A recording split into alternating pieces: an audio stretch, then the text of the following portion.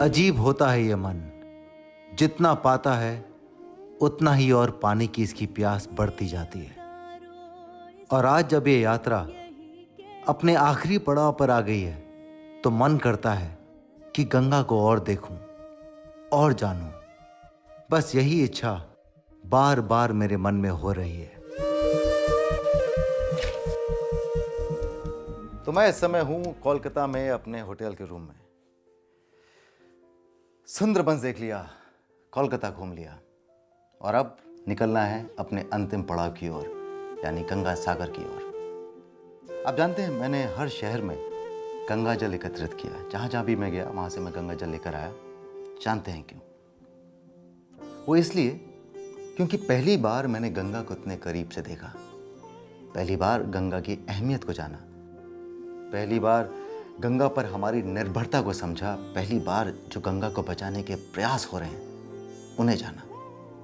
तो ये गंगा जल मुझे रग रग में गंगा के मेरे सफ़र की याद तो दिलाएगा ही, पर उससे भी कहीं ज़्यादा अब मुझे इंतज़ार रहेगा उस दिन का जिस दिन गंगा का गंगा जल अपने अंतिम चरण में जो दिखता है वो गंगा के शुरुआती दौर के गंगा जल जैसा नजर आएगा। आएगा ना? उम्मीद पे दुनिया कायम है। चलिए निकलते हैं गंगा सागर की ओर।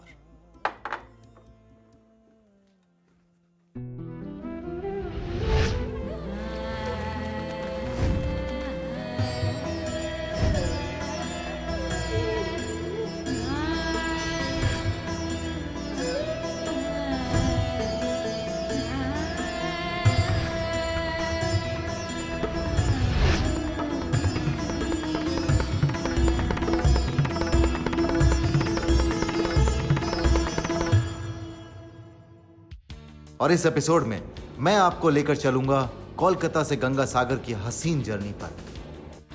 ये मैं सिर्फ एक्टिंग नहीं कर रहा हूँ, ये मैं वाकई चला भी रहा हूँ। होगा रग रग में गंगा की यादों का यादगार सफर। दादी एक फोटो आपके साथ, बहुत सुंदर हो। एक फोटो, एक फोटो। अरे ले लो फोटो, ले लो। जानेंगे कहां से हुई रग रग में गंगा की शुरुआत। ऐसा भी है सर कि बहुत सारे लोगों ने गंगोत्री को देखा भी नहीं है। पहुंचूंगा गंगा सागर और जाऊंगा कपिल मुनि मंदिर, जहां की ये मान्यता है कि जिनके दर्शन के बिना आपकी गंगा सागर की यात्रा पूरी नहीं होती।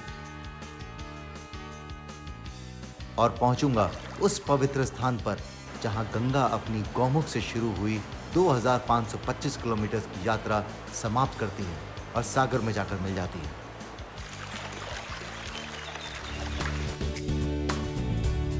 कोलकाता से गंगा सागर तक की दूरी है लगभग 120 किलोमीटर, यानी अप्रॉक्सीमेटली 120 किलोमीटर।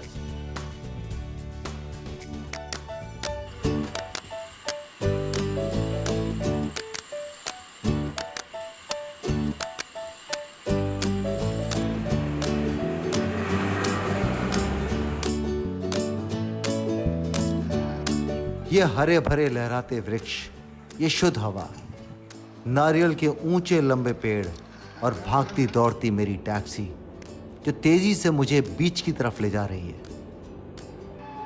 कुछ ऐसा लगता है कि मैं केरला या गोवा में फिर आ गया हूं, पर ऐसा नहीं है। अब मैं गंगा सागर जा रहा हूं और सुना है कि ये यात्रा इतनी सीधी नहीं है। कार से उतरकर मुझे फेरी लेनी है, तो सफर लंबा है। लगता है गंगा सागर भी मेरी तरफ देखकर कुछ यूं कह रहा है शायद, अगर आ सको तो आओ इन्हीं पत्थरों पर चल के, मेरे घर के रास्ते में कोई कहकशा नहीं है। नहीं, अभी गंगा सागर नहीं पहुंचे हैं, अभी मंजिल दूर है। यहाँ से हम लेंगे फेरी गंगा सागर के लिए, लेकिन गंगा सागर पहुंचने से पहले देखिए मुझे क्या मिल गया। मुझे मिल गए देसी खीरे। सही बोल रहा हूँ? हाँ, सही बोल। देसी खीरे ना। हाँ। आप जानते हैं देसी खीरे ये क्यों खास हैं? ये खास इसलिए हैं क्योंकि ये होते हैं सबसे मीठे।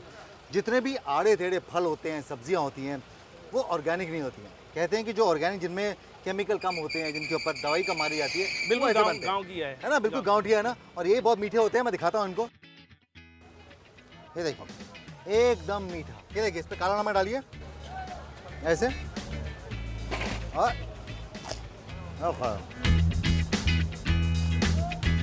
वैसे कहते हैं हीरे को अगर बीच से काटे ना तो कभी कड़वा निकलता नहीं है।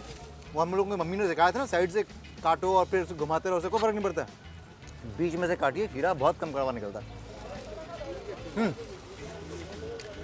प्लास्टिक नहीं, प्लास्टिक नहीं, वैसे प्लास्टिक ऐसे ही दे दें। प्लास्टिक है, प्लास्टिक को तो हम कोशिश कर रहे हैं जितना कम प्लास्टिक का इस्तेमाल हो उतना बेहतर है। दीजिए, ये देखिए, ये पकड़े यूँ और गाड़ी में जाके धो के डाल देंगे। शुक्रिया, थैंक यू। Thank you.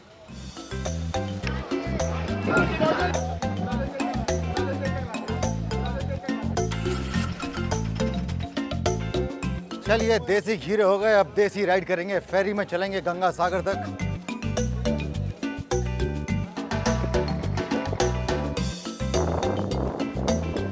तो ये वो पॉइंट है जहां से एक फेरी जाती है गंगा सागर तक।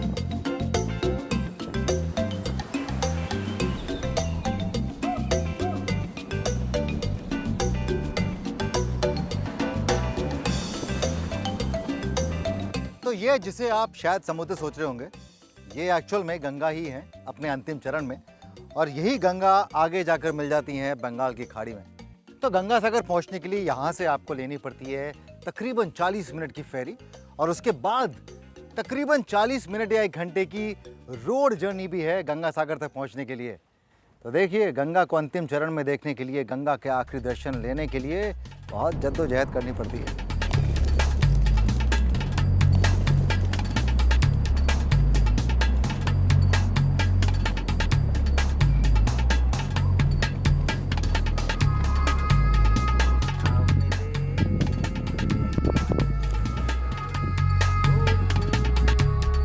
कब आएगी भैया, कब आएगी मेरी फेरी? कमाल की बात है ना, एक तरफ तो यहां वक्त नहीं कट रहा मेरी फेरी के इंतजार में, और दूसरी तरफ वक्त कब गुजरा पता ही नहीं चला। 2500 किलोमीटर का मेरा ये सफर यूं पलक झपकते निकल गया। ऐसा लगता है कि अभी तो निकला था मैं गौमुख से। ऐसा लगता है कि अभी तो चला था मैं गंगोत्री से, जहां तापमान 0 डिग्री था, और इस समय मैं बैठा हूं गंगा सागर के करीब, जहां तापमान तकरीबन 36 डिग्री है। ऐसा लगता है कि अभी तो नेगी जी के घर पे खाना खाया था, अभी तो हरिद्वार में हर की पौड़ी पर गंगा आरती में शरीक हुआ था। वो खूबसूरत चेहरे, वो भले लोग, वो भले इंसान, वो गंगा को निर्मल बनाए रखने के तमाम प्रयत्न, उन सब से अभी तो रूबरू हुआ था। कब गुजर गया वक्त? चलिए काम करते हैं, जब तक कि मेरी फेरी नहीं आ जाती, मेरी यात्रा के कुछ खूबसूरत पल दोबारा जीते, वो पल जो आज के बाद सिर्फ मेरी यादों में जिएंगे। चलिए।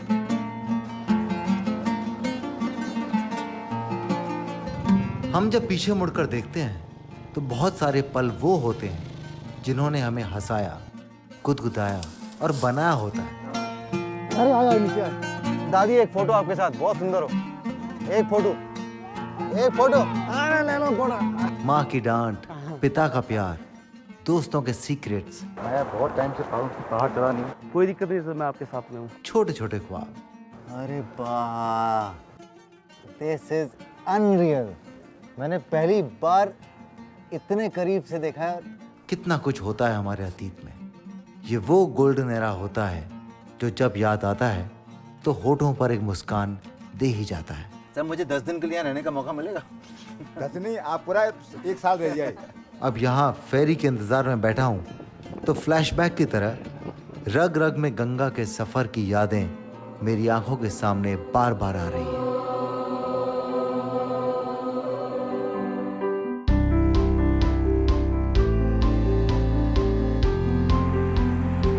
मेरी ये 2525 किलोमीटर की यात्रा, और इस यात्रा में मैं 16 शहरों में गया, वहां अलग अलग लोगों से मिला, उनके साथ खाया। बहुत अमेजिंग है ना? आउटस्टैंडिंग। पान तो यूं पिघल गया मुंह में। बनारस की लाली बनाए रखे।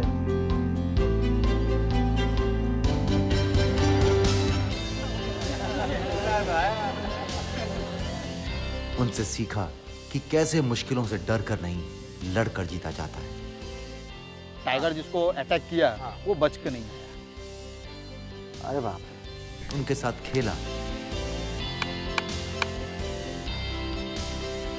उनका प्यार, उनकी इज्जत मां गंगा के लिए मैंने महसूस की।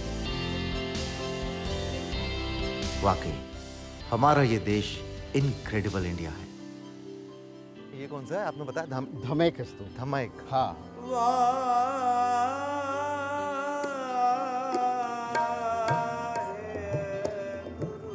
सच कहता हूं कि ये सफर मेरी जिंदगी का वो अध्याय है जिसके हर पन्ने पर सिर्फ खूबसूरती है।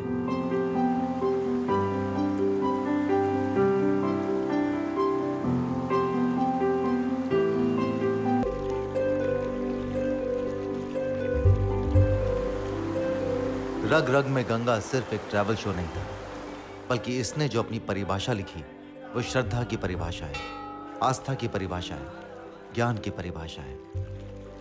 धीरे धीरे हम लोग अलग अलग पॉइंट्स पे गंगा को हम लोग स्टडी कर रहे हैं। इसके अंदर आप सरप्राइज करेंगे सब। It has got negative RP, ORP मतलब ऑक्सीडाइजिंग रिडक्शन पोटेंशियल। और वो क्या करती है? वो हमारे शरीर में एंटी एजिंग, अच्छा, मतलब हमको हमारी उम्र को बढ़ाने की क्षमता या हमारी एजिंग की प्रोसेस को स्लो डाउन करने की क्षमता है। इस शो में गंगा से जुड़ी ऐतिहासिक और सांस्कृतिक धरोहर सबको करीब से जानने का एक प्रयास किया गया। कहाँ है माँ? और कोई भी प्रयास बिना सोच के नहीं हो सकता। ऐसा भी है सर कि बहुत सारे लोगों ने गंगोत्री को देखा भी नहीं है, तो जब हम उसको अपने स्क्रीन पर लेकर के आएंगे तो मुझे लगता है कि काफी एक इंटरेस्टिंग चीज होगी। किसकी थी ये सोच? कौन था जो लोगों के रग रग में बसी गंगा को भागीरथ बनकर टीवी के पर्दे पर उतार लाया? The river is so great and then there are so many aspects of this river people do not know. रग रग में गंगा की यात्रा नई दिल्ली से तब शुरू हुई जब national mission for clean Ganga NMCG ने दूरदर्शन से कहा कि आइए मिलकर एक ऐसा ट्रैवल शो बनाते हैं जो मां गंगा की कहानी को घर घर में पहुंचा दे, जो गंगा को साफ रखने के लिए देश के हर नागरिक को गंगा प्रहरी बना दे। और फिर 2 डायनामिक ऑफिसर्स के विजन से शुरू हुआ मिशन रग रग में गंगा। हमें लगा कि रग रग में गंगा, जो कि एक ट्रेवलॉग है, इस तरह का कार्यक्रम बड़े ही स्वाभाविक तरीके से लोगों को गंगा के बारे में बताएगा और लोग कितना इस नदी पे डिपेंड करते हैं। और हमारा उद्देश्य था कि इस तरह से लोग जुड़ें, तो जैसे कि जो भी अपने लेवल पे कर सकते हैं इसके बारे में वो करें, तो इसको स्वच्छ रखें। हम बड़े बड़े परियोजनाएं और प्रोजेक्ट्स बना देंगे, किंतु अगर हम गंगा के तट पे जाते हैं, हम तट बना सकते हैं, उसको इम्प्रूव कर सकते हैं, लेकिन अगर लोग जाके वहाँ कूड़ा फेंकना बंद नहीं करेंगे तो कब तक सफाई सरकार से होगी। तो इसके लिए था कि आज अच्छा वो तभी हो सकता है जब इसमें लोगों को इंटरेस्ट हो जाए। एक तो है कि पनिशमेंट के तौर पे किसी नियम और नियमावली के तहत तो उनको कंट्रोल किया जाए, लेकिन वो भी उतना प्रभावी नहीं होता है। सबसे ज़्यादा प्रभावी क्या होता है? जब हमारे दिल से आवाज़ उठे कि हमें अपना कर्तव्य निभाना है और इसीलिए और इसे साफ रखना है।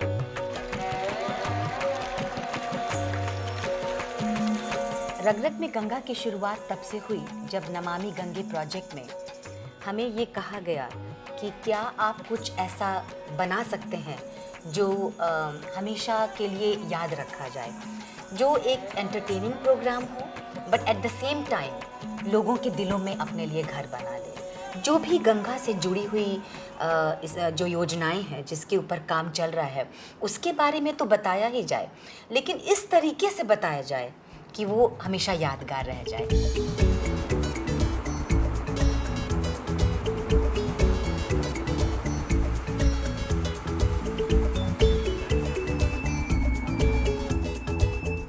ये एक्सीलरेटर खींचेंगे तो ये आगे चलता है।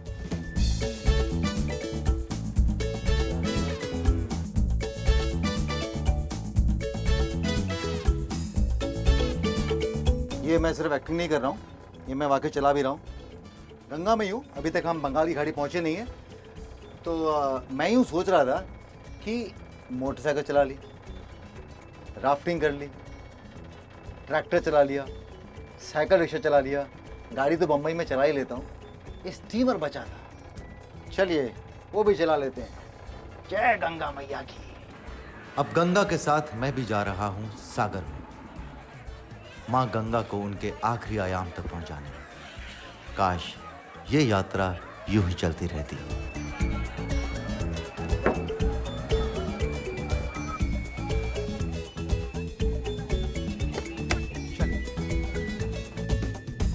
चलिए। और अब ये कार से आखिरी यात्रा है गंगा सागर तक पहुंचने की। गंगा सागर शहर एक छोटा सा धार्मिक स्थल है जिसके बीच में स्थित है कपिल मुनि का मंदिर। पुराणों के अनुसार कपिल मुनि के श्राप के कारण ही राजा सगर के 60,000 पुत्रों की इसी स्थान पर तत्काल मृत्यु हो गई थी। गंगा की धरती पर आने के बाद राजा सगर के 60,000 पुत्रों को मुक्ति मिली। मान्यता है कि कपिल मुनि मंदिर के दर्शन के बिना आपकी गंगा यात्रा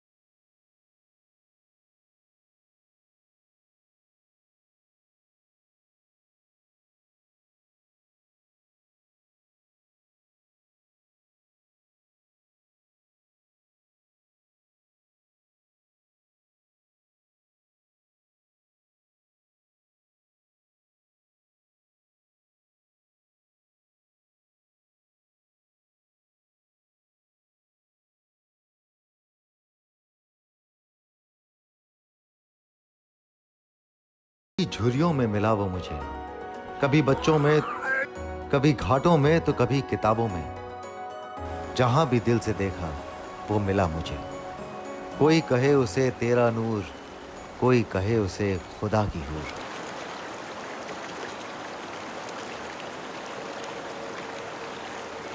गंगा की सफाई के चर्चे मैंने भी आपकी तरह ही सुने थे। तो जब ये शो शुरू किया तो मन में उन बातों की सच्चाई जानने की उत्सुकता भी थी। और सच कह रहा हूं, जो मैंने देखा वो मेरी उम्मीदों से कहीं ज्यादा था।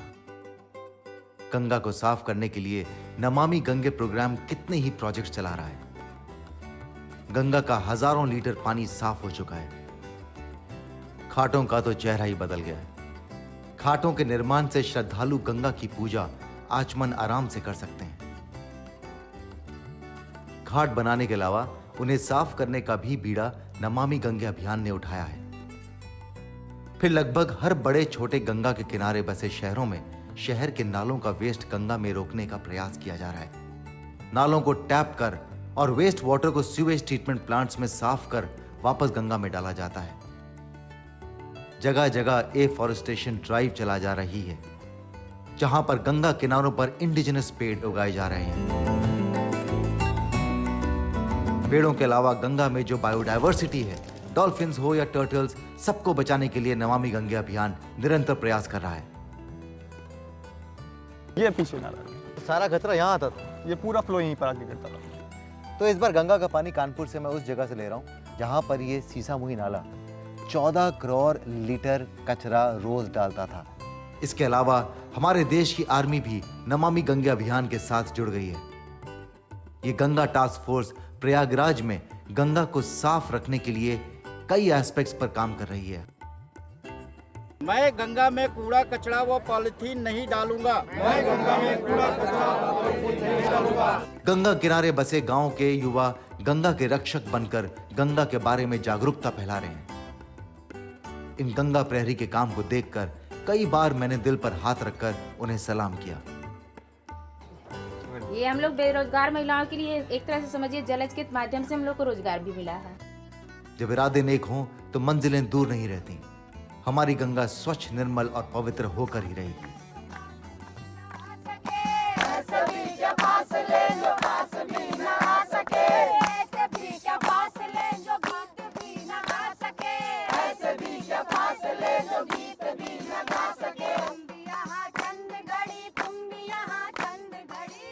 यहाँ चंद घड़ी, तुम भी यहाँ चंद घड़ी। सारे तीर्थ बार बार, गंगा सागर एक बार।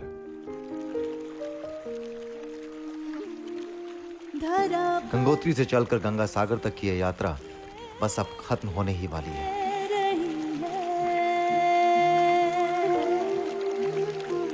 आरंभ है तो अंत भी है, शुरुआत है तो समापन भी है, सूर्योदय है तो सूर्यास्त भी है, गंगोत्री है तो गंगा सागर भी है।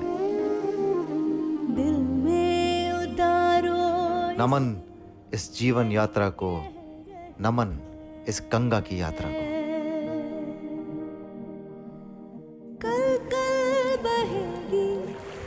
गौमुख से निकलकर गंगा एक बहुत ही लंबा सफर तय करती है, लगभग 2500 किलोमीटर लंबा सफर। और इस सफर में न जाने कितने रूप लेती है गंगा। कितनों के तन और मन को पवित्र करती हुई, कितनों के पाप को धोती हुई, कितनों की रोजी रोटी बनती हुई, कितनों की प्यास बुझाती हुई, कितने ही खेतों को सींचती हुई, कितने ही जीव जंतुओं का घरौंदा बनती हुई, कितनों को जीवन देती हुई और कितनों के अंत की वाहिनी बनती हुई। फाइनली वही गंगा यहां आकर इस बंगाल की खाड़ी में खुद को समर्पित कर देती है। अब समझ में आया कि गंगा को गंगा मां क्यों कहते हैं। रखोगे जहां वही रह रही है। और इस श्रृंखला की मेरी प्रथा एक आखिरी बार यहां गंगा सागर में। वक्त ये कभी ठहरता क्यों नहीं, आंखों को सुकून और दिल को यादों से भरा समुंदर देकर चला जा रहा है ये आज फिर। हाथों से रेत सा फिसल गया ये सफर भी।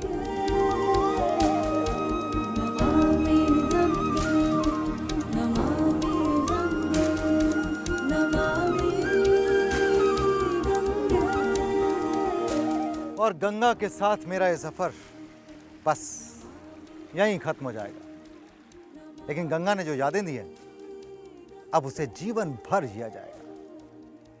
यूं तो कई अनजान सड़कों और कई अनजान राहों पे चला हूं मैं, और उन्हीं यादों और तजुर्बों से ही तो बना हूं मैं।